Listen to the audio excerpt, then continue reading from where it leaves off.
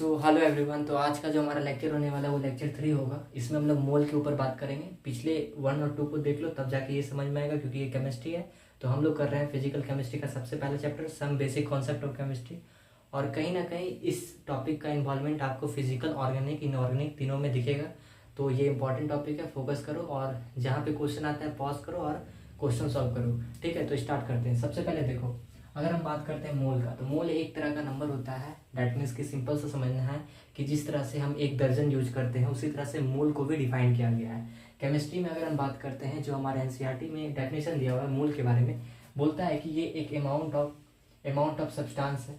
ठीक है, that contain as many species, atoms, molecules और आयंस और पार्टिकल्स। ठीक है, as there are atoms exactly 12 gram of carbon 12 isotopes. मतलब बोल सकते हो कि सबसे पहले सिंपल समझना कि आइसोटोप जो होता है कार्बन का 3 होता है। अगर हम बात करते हैं कार्बन 12 और कार्बन 13 और कार्बन 14, आइसोटोप्स क्या होता है? जिसका एटॉमिक मास डिफरेंस होता है, एटॉमिक नंबर सेम होता है। कार्बन 14 उसमें से भी क्या, हमारा जो कार्बन 13 और कार्बन 14 होता है वो रेडियो एक्टिव होता है, और कार्बन जो हमारा 12 होता है वो नॉन रेडियो एक्टिव होता है। डेट्स वाई ऐसा देखा भी गया है कि जितना बोल सकते हो कि आप amount of substance that contain as many species, atoms, molecules या फिर आयन एज देयर आर, वो एग्जैक्टली किसके बराबर आ रहा है? 12 ग्राम ऑफ कार्बन 12। ये एक वेरीफाइड किया हुआ डेटा है जिसमें बताया गया कि 12 ग्राम कार्बन 12 में जितना एटम या मॉलिक्यूल्स आपको देखने को मिला उतना ही एक मोल में देखने को मिला। और वो एटम्स और मॉलिक्यूल्स का नंबर कितना था? 6.022 इंटू 10⁻23 स्पीसीज। दैट मीन्स कि सिंपल सा आपको एनसीईआरटी ये बोलता है कि मोल एक नंबर है जिसका नंबर डिफाइन किया गया 6.022 इंटू 10⁻23। और ये जो है आपका एग्जैक्टली इक्वल होता है जितना आप मान लो कि आप इसमें आप क्या करो कि कार्बन 12 का एटम 6.022 इंटू 10⁻23 जब भरोगे तो ये एक मोल के बराबर आएगा। और ये जो कार्बन 12 का 12 ग्राम जितना था, इसमें 12 ग्राम जब आप कार्बन 12 को डालोगे, why we are choosing carbon 12? Because ये नॉन रेडियो एक्टिव है और ये हमारा रेडियो एक्टिव है। तो सिंपल सा समझना है कि इसमें हम 12 ग्राम डालेंगे और ये 12 ग्राम जो होगा कार्बन 12 का वो इक्वल होगा उतने नंबर में जितने एक मोल में नंबर होते हैं। दैट मीन्स कि 6.022 इंटू 10⁻23 मॉलिक्यूल्स या फिर एटम्स। अब कहाँ एटम्स यूज करेंगे, कहाँ पे मॉलिक्यूल्स यूज करेंगे, based upon situation we are going to use. जैसे कि देखो, अगर हम बात करते हैं कि हाइड्रोजन के आइसोटोप्स के ऊपर, तो ये इंपॉर्टेंट है याद रखना। जैसे कि ये है हमारा पहला आइसोटोप्स जिसमें से हमारा ट्रिटियम है, ऊपर में 3 आ रहा है, ऊपर में 1 है प्रोटियम और 2 आ रहा है ड्यूटेरियम। तो आप देख पा रहे हो कि हाइड्रोजन का 3 आइसोटोप्स होता है, प्रोटियम, ड्यूटेरियम और ट्रिटियम। अब हम यहाँ पे क्वेश्चन के अप्रोच में देखते हैं कि यहाँ पे किस तरीका से बेसिक क्वेश्चन फ्रेम होते हैं। सबसे पहले अगर क्वेश्चन में जिसका मोल दिया हो उसी का नंबर हम लोग डिनोट करते हैं। जैसे कि अगर जिसका मोल दिया हो उसी का नंबर हम लोग क्या करते हैं? डिनोट करते हैं। जैसे कि अगर क्वेश्चन में नहीं दिया हो कि किसका सब्सटेंस है, एटम्स है या फिर मॉलिक्यूल्स है, मान लो क्वेश्चन में नहीं बताया कि एटम्स है या मॉलिक्यूल्स है, उस केस में हम लोग देखते हैं कि वो एलिमेंट एटम्स फॉर्म में एग्जिस्ट करता है या फिर वो मॉलिक्यूल्स फॉर्म में एग्जिस्ट करता है। ठीक है, हमने एटम्स, मॉलिक्यूल्स, कंपाउंड तीनों के ऊपर बात किए हुए हैं लेक्चर 1 में, आप जाके उसको चेकआउट करो। अब हम लोग यहाँ पे देखने वाले हैं कि उसका नेटिव फॉर्म मतलब नेचुरल स्टेट को कंसीडर करेंगे। पहला क्वेश्चन देखो, 1 मोल ऑक्सीजन एटम। यहाँ पे हम क्या किए, सबसे पहले ऑक्सीजन एटम को डिनोट कर दिए, ऑक्सीजन एटम को डिनोट कर दिए। यहाँ पे हम ऑक्सीजन एटम का बात करेंगे तो यहाँ पे सिंपली हम लिख सकते हैं 6.022 इंटू 10⁻23 ऑक्सीजन एटम। यहाँ पे ऑक्सीजन एटम यूज कर दिए। यहाँ 1 मोल ऑक्सीजन मतलब O3 मॉलिक्यूल्स, O3 मॉलिक्यूल्स है यहाँ पे। तो यहाँ पे O3 मॉलिक्यूल्स है, तो हमको पता है कि यहाँ पे मॉलिक्यूल्स का बात कर दिया है। मॉलिक्यूल्स का जब बात कर दिया है तो सिंपली हमको समझना है कि 6.022 इंटू 10⁻23 ऑक्सीजन का मॉलिक्यूल्स यूज करेंगे। उसी तरह से अगर हम 1 मोल फॉस्फोरस का पूछा है, यहाँ पे ना तो हमको बताया कि फॉस्फोरस एटॉमिक फॉर्म में या फिर मॉलिक्यूल्स फॉर्म में, तो इस कंडीशन में what we are going to do that कि हम लोग क्या करेंगे कि फॉस्फोरस का हमको नेटिव फॉर्म सोचना है, मतलब नेचुरल फॉर्म सोचना है। उस कंडीशन में हमको पता है जो फॉस्फोरस होता है वो P4 यूनिट के फॉर्म में होता है, इसलिए हम लिखेंगे 6.022 इंटू 10⁻23 P4 यूनिट। अब हम अगर बात करते हैं 1 मोल सल्फर का, तो अगर हम सल्फर का बात करते हैं तो आपको पता होना चाहिए कि सल्फर के भी आगे ना पीछे ये नहीं लिखा है कि सल्फर एटॉमिक फॉर्म में है या मॉलिक्यूल्स के फॉर्म में। क्वेश्चन ये है हमारा, 4 क्वेश्चन है। तो अब यहाँ पे देखो, हम यहाँ पे लिख सकते हैं 6.022 इंटू 10⁻23 एसेट यूनिट।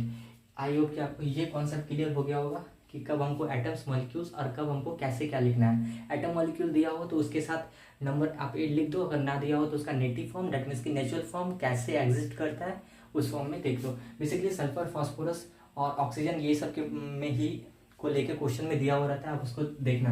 अब हम लोग बात करने वाले हैं कि कुछ क्वेश्चन है हमारे पास, तो अब हम लोग देखते हैं। आई होप कि आपने इसको नोट डाउन किया होगा, तो ये कॉन्सेप्ट यूज होगा, इस पर फोकस करना। देखो अब हम देखते हैं एसेशन एंड रीजन का क्वेश्चन। सबसे पहले देखो एसेशन में क्या बोला है कि 1 मोल sulphur contain 8 mole atom of sulphur. ठीक है, एसेशन में क्या बोला है कि 1 मोल, एसेशन में बोला है हमको कि 1 मोल जो हमारा सल्फर है वो 8 एटम ऑफ सल्फर कंटेन करता है। सही है। जब भी हमारा नेटिव फॉर्म मतलब कि एलिमेंटल फॉर्म में या फिर नेचुरल फॉर्म में जब हमारा सल्फर होता है तो एसिड के फॉर्म में ही रहता है, मतलब कि उसमें 8 एटम से हमारा सल्फर फॉर्म करता है। अब रीजन क्या दिया है इसके पीछे कि हमारा sulphur exist in acid form in native mainly, तो ये भी रीजन भी सही है कि एसिड के फॉर्म में होता है, तो हम रीजन भी सही है, तो हम बोल सकते हैं assertion and reason are both are correct and reason are correct explanation of assertion. Concept number 7 में हम लोग को सिंपली देखना है कि mole in terms of number of species. एक मोल को हम ऐसे लिख सकते हैं 6.022 इंटू 10⁻23 नंबर, या फिर ऐसे लिख सकते हैं कि 6.022 इंटू 10⁻23 कंटेन करता है 1 मोल। अगर हम बात करते हैं कि ये जो हमारा नंबर है, हम अगर एक नंबर का बात करते हैं, एक नंबर का, तो ये नीचे आएगा। जब नीचे आएगा तो हम यहाँ पे लिख सकते हैं कि एक नंबर ऑफ एलिमेंट कैसे लिखाएगा 1/6.022 10⁻23 एन मोल। ठीक है, तो ये हम लिख सकते हैं कि एक नंबर ऑफ एलिमेंट में हम 1/6.022 इंटू 10⁻23 एन मोल लिख सकते हैं। अब हमारे पास कुछ क्वेश्चन है, हम लोग 5 क्वेश्चन कर चुके हैं। अब यहाँ पे कुछ और क्वेश्चन को करते हैं। यहाँ पे हमारा फिर से एक क्वेश्चन दिया हुआ है कि 6.022 into 10⁻23 molecules of H2O present in a container.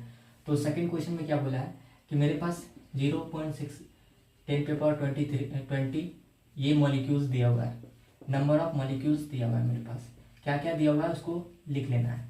ठीक है, अब उसके बाद बोला है कि H2O प्रेजेंट है कंटेनर में। अब हमको मोल निकालना है, मोल ऑफ H2O। तो मोल का फॉर्मूला क्या होता है, अगर हम ऐसे ही अभी देखते हैं, सिंपली देखते हैं, तो हमने क्या बताया कि अब देखो यहाँ पे एक तो फॉर्मूला क्या हो सकता है कि 1/Na भी लगा सकते हैं। अभी 1/Na लगा सकते हैं ना कि एक नंबर में कितना होगा ये, अगर एक नंबर, अगर एक H2O है ना, यहाँ पे सिर्फ बोला है कि एक H2O। अभी हम लोग वहाँ पे नहीं जा रहे हैं कि mole equal to given number by Na, यहाँ पे अभी नहीं जा रहे, बस हम अभी इससे निकाल के दिखा रहे हैं। इसका अल्टरनेट मेथड हो सकता है given number of molecules by Na, तो उसको भी आप लगा के निकाल सकते हो डायरेक्ट, या फिर आप इसलिए आप क्या कर सकते हो कि यहाँ पे लिखो 6.022 इंटू 10⁻20 इंटू 1/6.022 इंटू 10⁻23। ठीक है, बात वही है, बस आपको यहाँ पे समझना है 10⁻³ इसका आंसर आ जाएगा। आप इसी चीज को ऐसे भी कर सकते हो कि मोल इक्वल टू आपका गिवन नंबर बाय Na। ठीक है, आप इसको ऐसे भी कर सकते हो। और आपको पता होना चाहिए कि एवोगैड्रो नंबर हम इसको बोलते हैं, Na को एवोगैड्रो नंबर बोलते हैं। एवोगैड्रो साइंटिस्ट के नाम पे दिया गया, और या फिर इसको हम n0 से भी डिनोट करते हैं। ठीक है, तो ये हमारा सेकंड क्वेश्चन का सॉल्यूशन हो गया। अब हम बात कर रहे हैं थर्ड क्वेश्चन।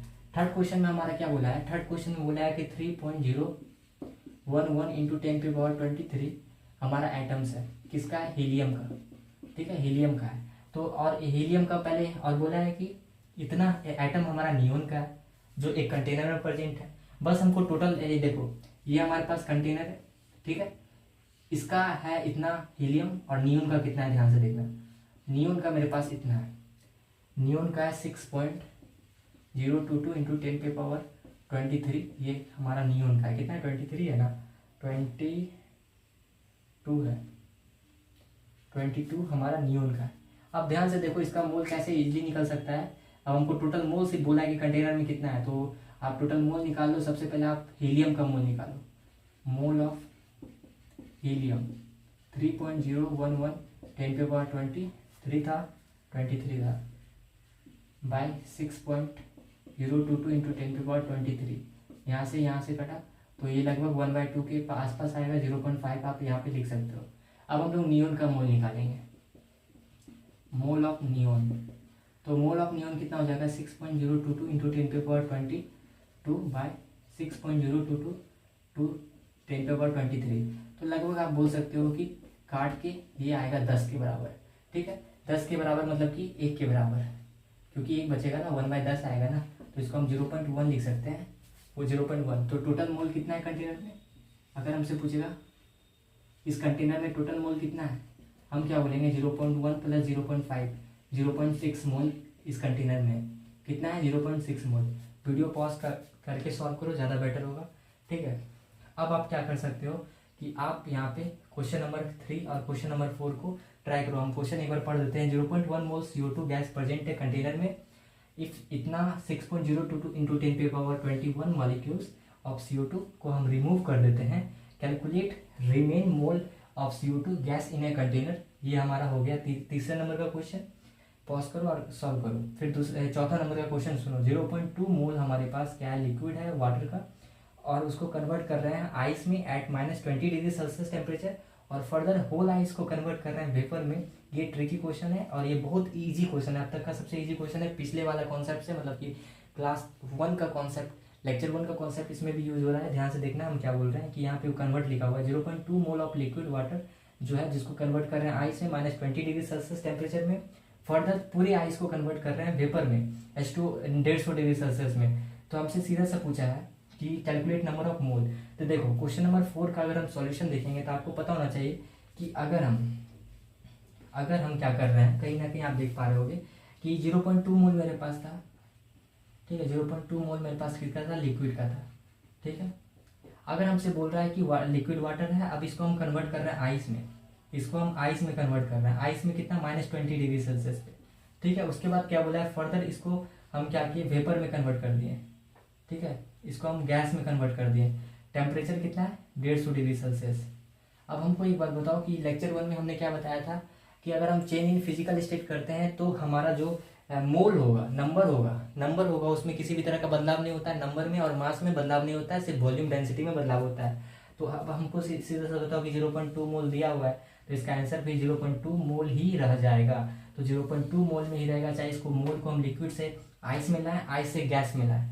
फिर क्वेश्चन नंबर 3 आप इसको ध्यान से करो। तो क्वेश्चन नंबर 3 क्या है? ध्यान से देखो। क्वेश्चन नंबर 3 में हमको बोला है कि 0.1 मोल हमारे पास CO2 है। ठीक है, गैस है जो प्रेजेंट है एक कंटेनर में। ठीक है, जो एक कंटेनर में प्रेजेंट है। अब हमसे क्या बोला है कि यहाँ पे कि अगर इतना हम लोग रिमूव कर देते हैं, रिमूव कितना कर दिए? रिमूव कर दिए 6.022 इंटू 10⁻21 मॉलिक्यूल्स को रिमूव कर दिए। अब हमसे पूछा है calculate remaining of the CO2 gas in container. तो सबसे पहले देखो, अगर हम इसका मोल निकाल दो, फिर उसके बाद इससे माइनस कर दो। तो देखो 6.022 इंटू 10⁻21 इंटू 1/Na मतलब 6.022 इंटू 10⁻23। तो यहाँ से कटेगा तो यहाँ पे कितना आ जाएगा? 1/100।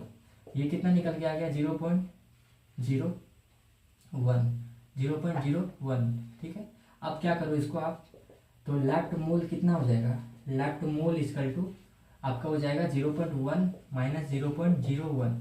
ठीक है, तो आप इसको माइनस करो और आपका ये आंसर आ जाएगा 0.001। ठीक है, यहाँ पे हो गया 10 में से 1 गया तो 9 देखो, और यहाँ पे आपका कितना आंसर आ गया? 0.09। ये आपका मोल बचा। ठीक है, आई होप कि आपको ये सारा समझ में आया होगा। तो आज का लेक्चर हमारा यहीं तक था, लेक्चर 3। तो आप इसको नोट डाउन करो, जो क्वेश्चन आपसे नहीं बना और कोई भी मॉड्यूल आप फॉलो कर सकते हो किसी भी इंस्टीट्यूट का XYZ। तो आपका सारा क्वेश्चन इतना तक का बनेगा। अब हम लोग नेक्स्ट लेक्चर में मिलते हैं, लेक्चर नंबर 4 में। Thank you for watching. Okay bye.